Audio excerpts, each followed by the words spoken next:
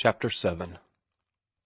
A week of heavy reading had passed, since the evening he first met Ruth Morse, and still he dared not call. Time and again he nerved himself up to call, but under the doubts that assailed him, his determination died away. He did not know the proper time to call, nor was there anyone to tell him, and he was afraid of committing himself to an irretrievable blunder. Having shaken himself free from his old companions and old ways of life, and having no new companions, nothing remained for him but to read, and the long hours he devoted to it would have ruined a dozen pair of ordinary eyes. But his eyes were strong, and they were backed by a body superbly strong. Furthermore, his mind was fallow. It had lain fallow all his life, as far as the abstract thought of the books was concerned, and it was ripe for the sowing. It had never been jaded by study, and it bit hold of the knowledge in the books with sharp teeth that would not let go. It seemed to him, by the end of the week, that he had lived centuries, so far behind with the old life and outlook. But he was baffled by lack of preparation. He attempted to read books that required years of preliminary specialization. One day he would read a book of antiquated philosophy, and the next day one that was ultra-modern, so that his head would be whirling with the conflict and contradiction of ideas. It was the same with the economists. On the one shelf of the library he found Karl Marx, Ricardo, Adam Smith, and Mill, and the abstruse formulas of the one gave no clue that the ideas of another were obsolete. He was bewildered, and yet he wanted to know. He had become interested in a day in economics, industry, and politics. Passing through the City Hall Park, he had noticed a group of men, in the center of which were half a dozen, with flushed faces and raised voices, earnestly carrying on a discussion. He joined the listeners, and heard a new, alien tongue in the mouths of the philosophers of the people. One was a tramp, another was a labor agitator, a third was a law school student, and the remainder was composed of wordy working men. For the first time he heard of socialism, anarchism, and single tax, and learned that there were warring social philosophies. He heard hundreds of technical words that were new to him, belonging to fields of thought that his meager reading had never touched upon. Because of this he could not follow the arguments closely, and he could only guess at and surmise the ideas wrapped up in such strange expressions. Then there was a black-eyed restaurant waiter who was a theosophist, a union baker who was an agnostic, an old man who baffled all of them with the strange philosophy that what is right, and another old man who discoursed interminably about the cosmos and the father atom and the mother atom. Martin Eden's head was in a state of addlement when he went away after several hours, and he hurried to the library to look up the definitions of a dozen unusual words. And when he left the library, he carried under his arm 4 volumes, Madame Blavatsky's Secret Doctrine, Progress and Poverty, The Quintessence of Socialism, and Warfare of Religion and Science. Unfortunately, he began on the Secret Doctrine. Every line bristled with many-syllabled words he did not understand. He sat up in bed, and the dictionary was in front of him more often than the book. He looked up so many new words that when they recurred, he had forgotten their meaning and had to look them up again. He devised the plan of writing the definitions in a notebook, and filled page after page with them. And still he could not understand. He read until 3 in the morning, and his brain was in a turmoil, but not one essential thought in the text had he grasped. He looked up, and it seemed that the room was lifting, heeling, and plunging like a ship upon the sea. Then he hurled the Secret Doctrine and many curses across the room, turned off the gas, and composed himself to sleep. Nor did he have much better luck with the other 3 books. It was not that his brain was weak or incapable.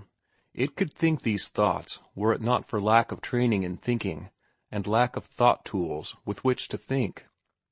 He guessed this, and for a while entertained the idea of reading nothing but the dictionary until he had mastered every word in it.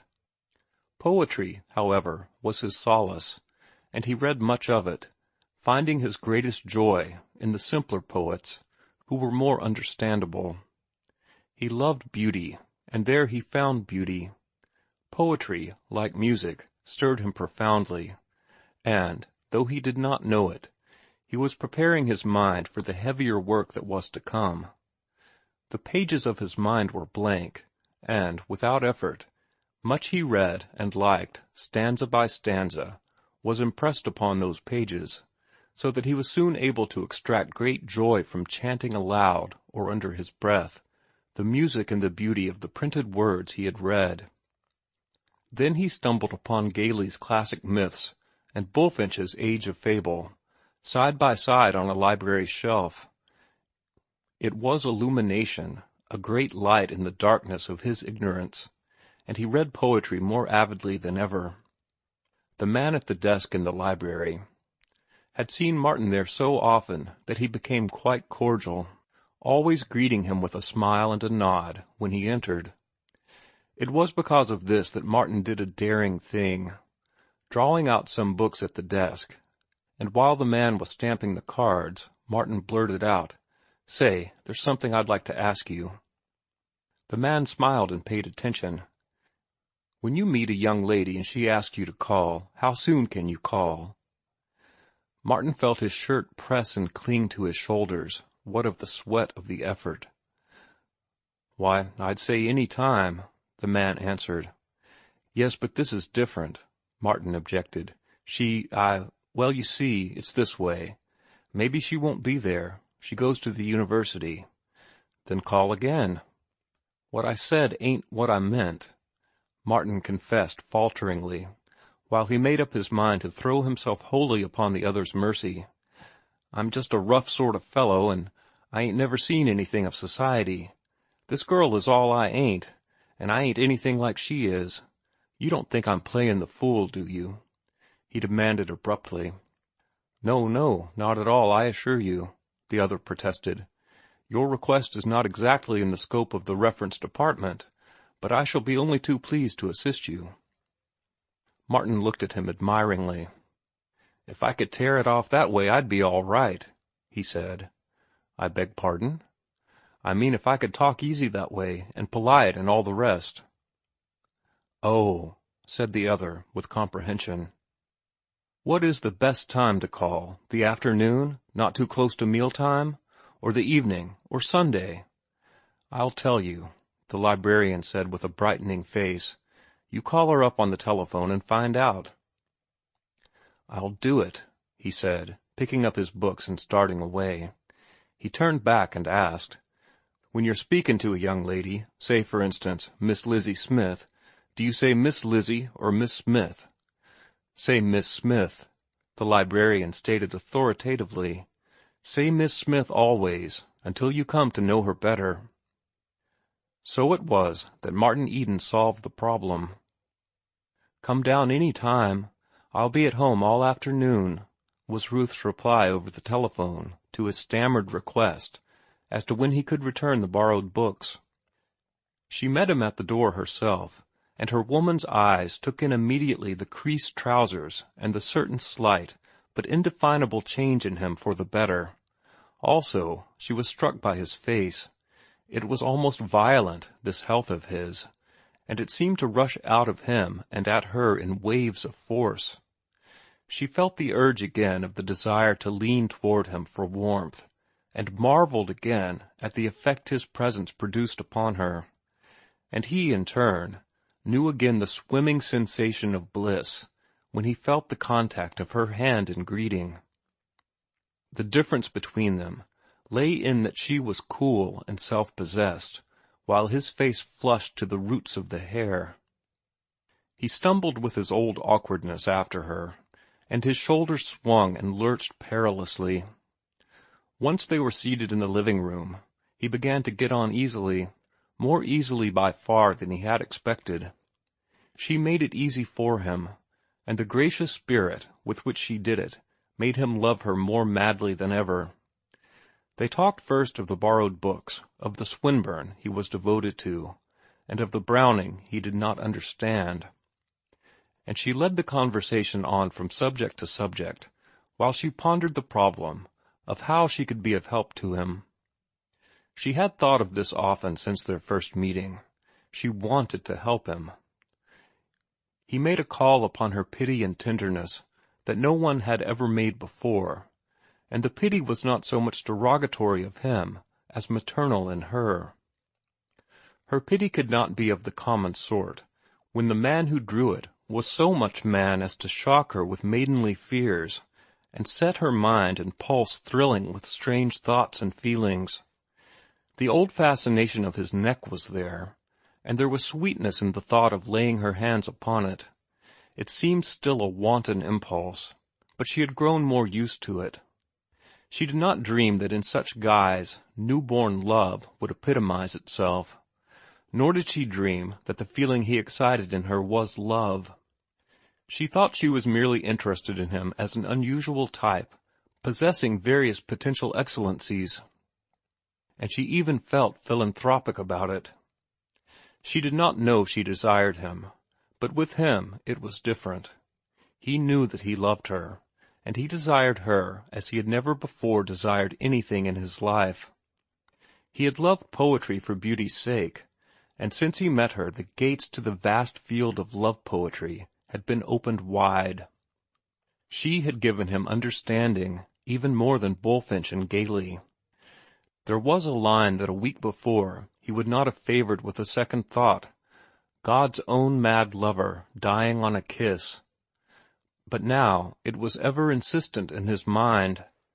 He marveled at the wonder of it and the truth, and as he gazed upon her, he knew that he could die gladly upon a kiss. He felt God's own mad lover, and no accolade of knighthood could have given him greater pride.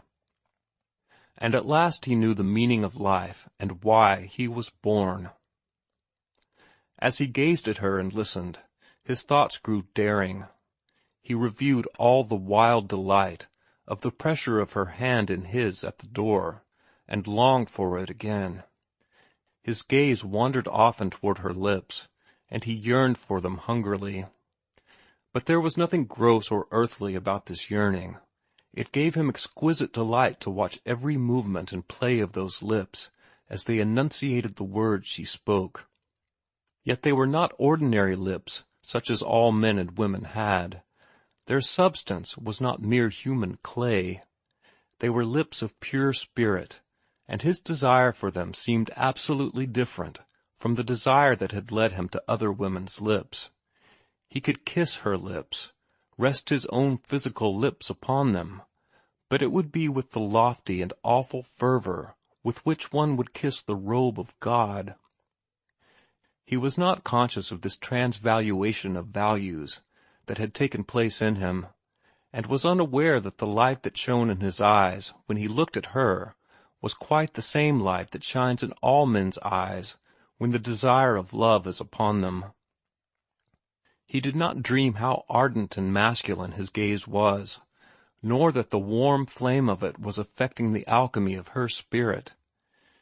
Her penetrative virginity exalted and disguised his own emotions, elevating his thoughts to a star-cool chastity, and he would have been startled to learn that there was that shining out of his eyes like warm waves that flowed through her and kindled a kindred warmth.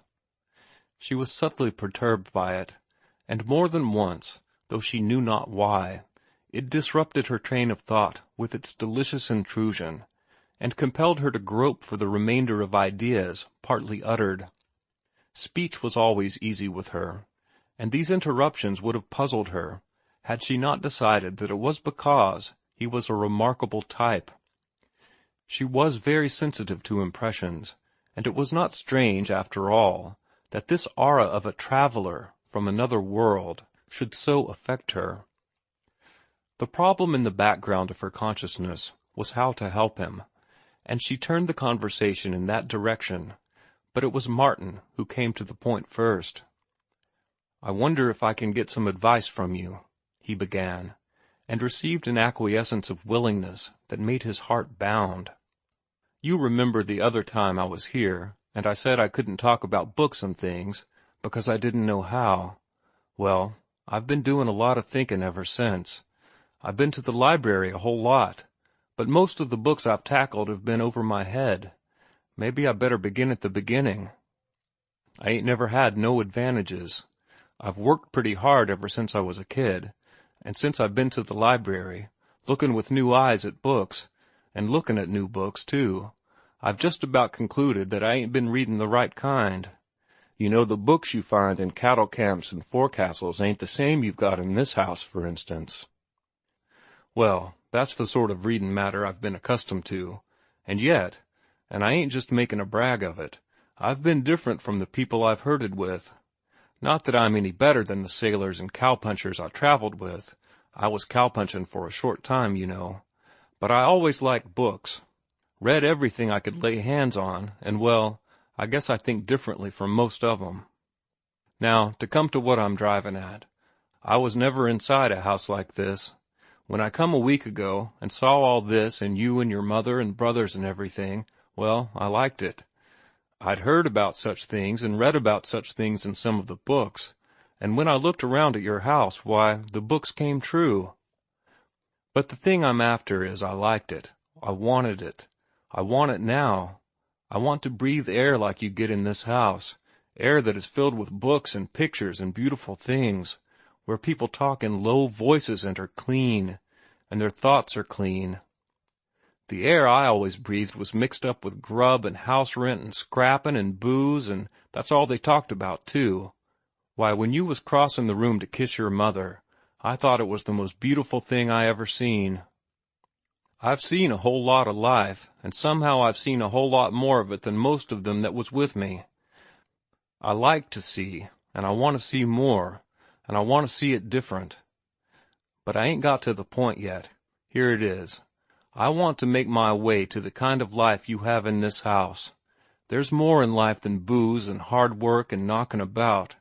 Now, how am I going to get it? Where do I take hold and begin? I'm willing to work my passage, you know, and I can make most men sick when it comes to hard work. Once I get started, I'll work day and night. Maybe you think it's funny me asking you about all this.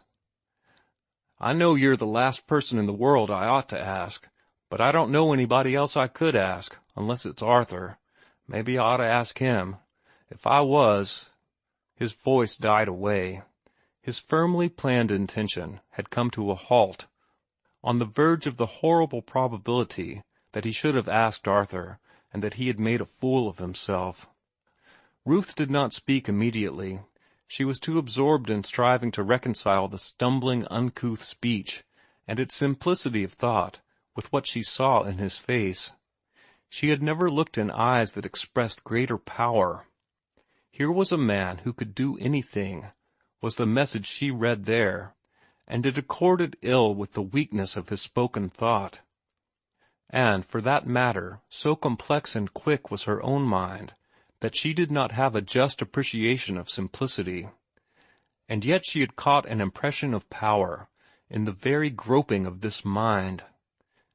It had seemed to her like a giant writhing and straining at the bonds that held him down. Her face was all sympathy when she did speak. What you need, you realize yourself, and it is education. You should go back and finish grammar school, and then go through to high school and university. But that takes money, he interrupted. Oh, she cried, I had not thought of that. But then you have relatives, somebody who could assist you. He shook his head. My father and mother are dead. I've 2 sisters, one married, and the other one'll get married soon, I suppose. Then I've a string of brothers. I'm the youngest. But they never help nobody. They've just knocked around the world, looking out for number 1. The oldest died in India. 2 are in South Africa now, and another's on a whaling voyage. And one's traveling with a circus. He does trapeze work. And I guess I'm just like them. I've taken care of myself since I was 11. That's when my mother died.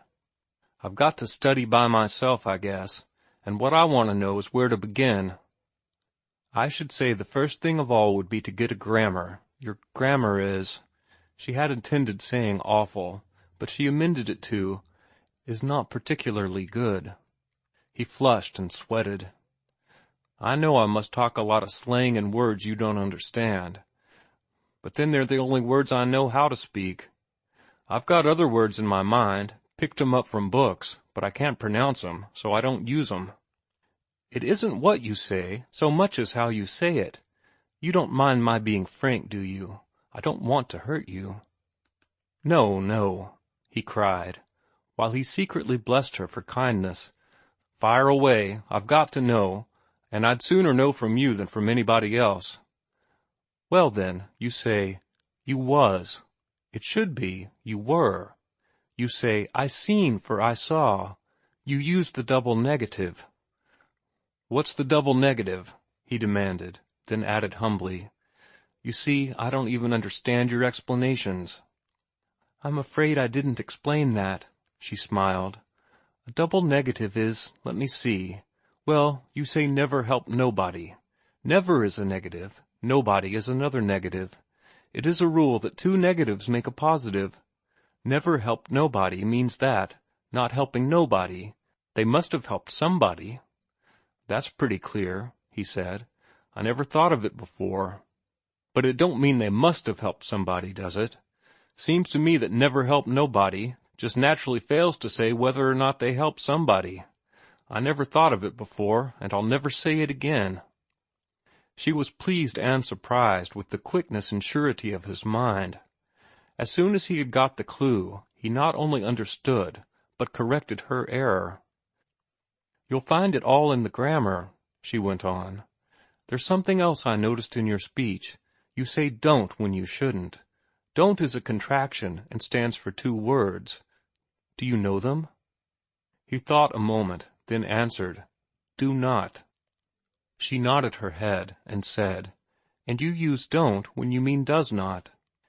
He was puzzled over this, and did not get it so quickly. "Give me an illustration," he said. "Well—" she puckered her brows and pursed up her mouth as she thought, while he looked on and decided that her expression was most adorable.